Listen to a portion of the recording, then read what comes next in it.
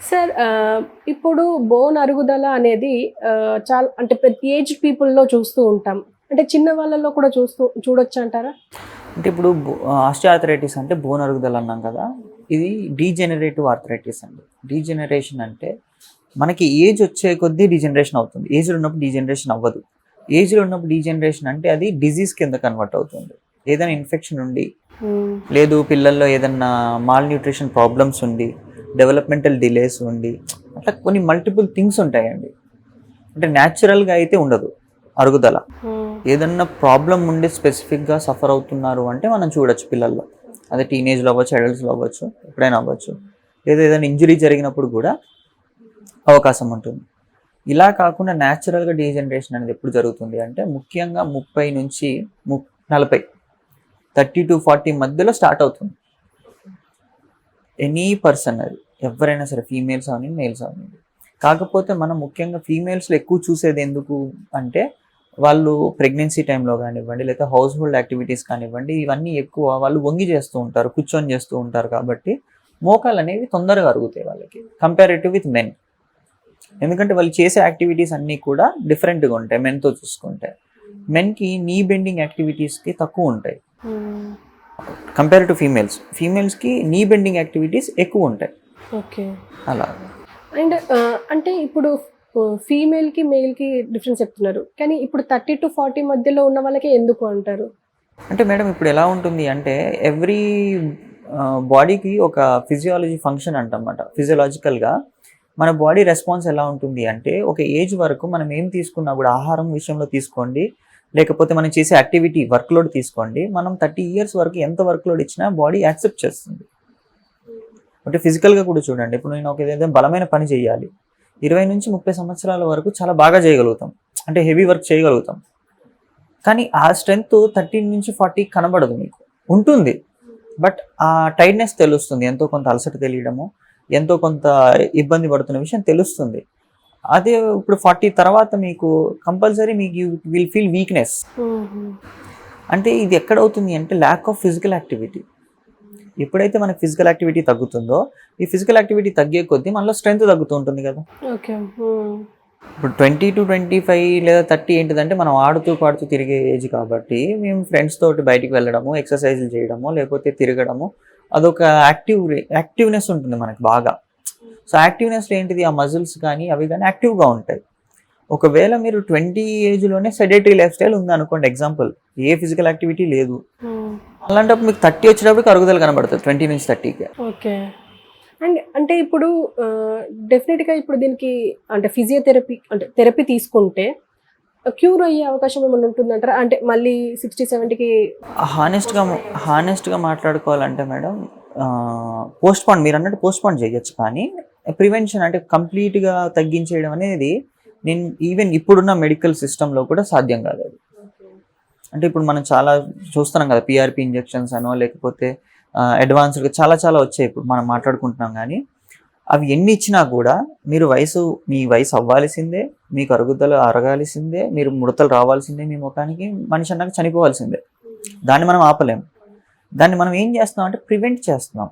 అంటే మీరు అన్నట్టుగా ఇప్పుడు ఫిజియోథెరపీ నా దగ్గరికి వచ్చేటప్పుడు మ్యాక్సిమం మీరు అన్నట్టుగా ఎలా ఉంటుంది అంటే మేడం, 40-50 మధ్య వయసు వాళ్ళు ఎక్కువ వస్తారు నా దగ్గరికి, 50-60 వాళ్ళు మీడియంగా వస్తారు, ఈ ఏజ్ వాళ్ళు ఎక్కువ వస్తారు మన దగ్గరికి. వచ్చినప్పుడు వాళ్ళు చెప్పేది ఏంటిది అంటే మనకి, సార్ నాకు సర్జరీ చేయించుకోవాలని లేదు మోకాళ్ళకి, నాకు సర్జరీని కొంచెం డిలే చేయాలనుకుంటున్నాను, సో మీరు హెల్ప్ చేయగలుగుతారా అంటే ఎస్, 100% మనం హెల్ప్ చేయగలుగుతాం.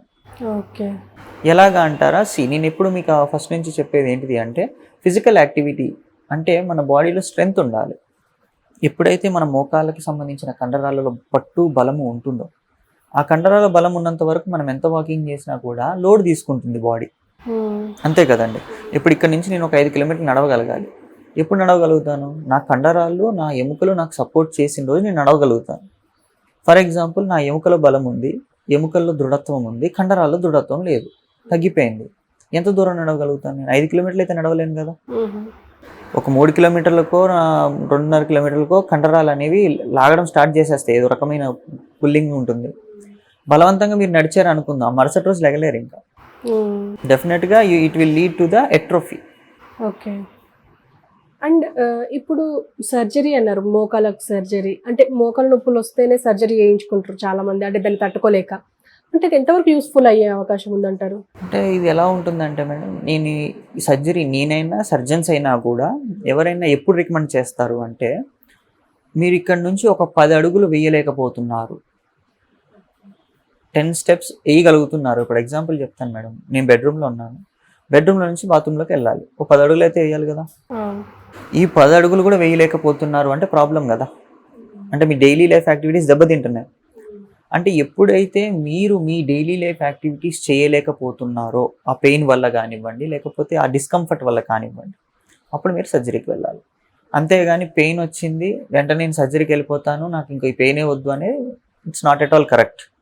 అలా చేయించుకోవడం కూడా కరెక్ట్ కాదు. అంటే నడవలేని స్థితిలో ఉంటే మాత్రమే మోకాల నొప్పి సర్జరీకి వెళ్ళాలి అంటారు. నొప్పి భరించలేని స్థితి, ఇంకా నొప్పి నా వల్ల కాదు, నేను తట్టుకోలేకపోతున్నాను, అంటే పడుకున్నా లాగుతుంది, నుంచున్నా లాగుతుంది, కూర్చున్నా లాగుతుంది అని కొంతమందికి ఉంటుందండి పెయిన్ సెన్సిటివిటీ.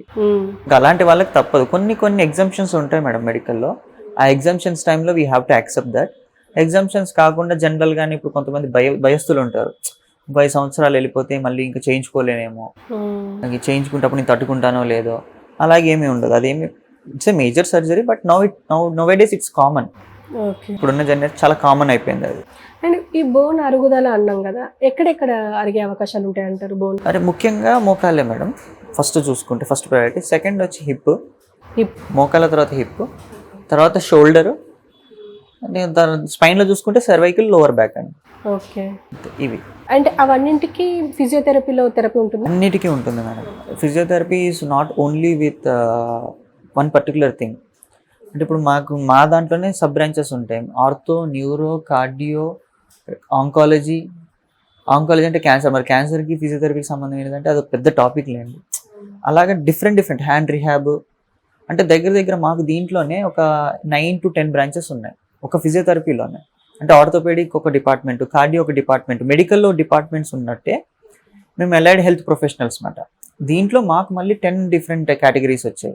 నేను మల్టీ డిసిప్లినరీ టీమ్ అని ఎందుకు అన్నానంటే అందుకే అన్నాను. ఇప్పుడు ఆంకాలజీ సర్జన్ ఉన్నారు, ఒక ఆంకాలజీ రిహాబిలిటేషన్ అవసరం ఉంది, సో ఆంకాలజీ ఫిజియోథెరపిస్ట్ ఉన్నారు అంటే అక్కడ ఆయన పని అయిపోయినట్టే. ఆర్థో ఉంటే ఆర్థో, కార్డియో ఉంటే కార్డియో, ఇలాగ ఏమవుతుంది అంటే కొలాబ్ అవుతారు అన్నమాట. నర్సెస్ కూడా అలాగే మీకు చూడండి కావాలంటే, ఆర్థో నర్స్ వేరే ఉంటారు, న్యూరో నర్స్ వేరే ఉంటారు, కార్డియో నర్స్ వేరే ఉంటారు.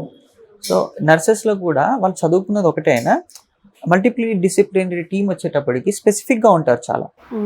సో నాది వచ్చి ఆర్థో కాబట్టి నాకు ఎప్పుడు కూడా ఆర్థోపెడిషన్స్ తోటి స్పోర్ట్స్ రిహాబ్కి సంబంధించింది ఎక్కువ ఉంటుంది నాకు. ఓకే, సో ఇలా ఉంటుంది. Okay sir, thank you very much, చాలా విషయాలు షేర్ చేశారు. Thank you. సో చూసారు కదా, ఫిజియోథెరపీలో చాలా వరకు ఇలాంటి వాటికి మనకు సొల్యూషన్ ఉంటుంది. ఈవెన్ అంటే బోన్ అరుగుదలకి కానీ, మోకాల నొప్పులకి కానీ, అంటే ఎక్కడైనా బోన్ అరుగుతుంది కానీ దానికి ఫిజియోథెరపీలో ఒక రకమైన థెరపీ ఉంటుంది ఖచ్చితంగా అని చెప్పేసి డాక్టర్ చెప్తున్నారు. ఇది ఇవాళ టాపిక్. నమస్తే.